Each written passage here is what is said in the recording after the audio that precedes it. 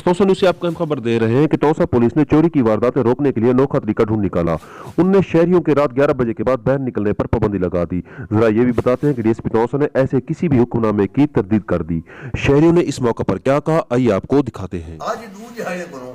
टोसे शहर के विच पुलिस ने कर्फ्यू लाया हुआ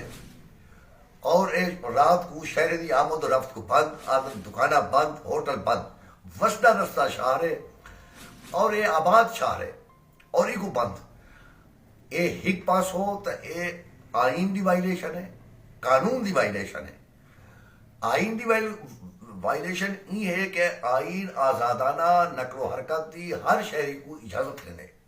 कानून की ये है कि इन अख्तियार कहानी नाजायज तौर से जबरदस्ती ये दुकाना बंद कर देन। उन्हें आखिर उन्हें चोरियां थी भाई, चोरियां रात को जरा डी को चोरियां थी वाले को तो बाजार को बंद करा सकते थे। जी पहली गाल है वो ये है कि सरदार उस्मान खां बुजदार ई हल्के थी जो MPA बन के वजीर आला बनन, साफ जाहिर है कि उन्हें सियासी मुखालिफी भी थे तवस्तर इवें महसूस थी दे कि पुलिस ने उन्हें नाल मिली भगत करके सरदार उस्मान खान के खिलाफ साजिश पे करेंगे।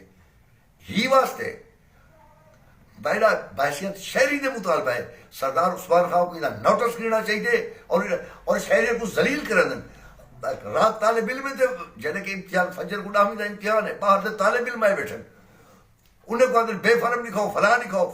ये उन्हें को हिरासा कर उन्हें बेचारे इम्तिहान ने उन्हें और जरा रात को पढ़ते फजर को इम्तिहान ने सारी रात जागते और दूसरे दिहाड़े ही को 9 बजे तक संदे रात को जागते, रात को चाह पी कितना बजे रोटी खाने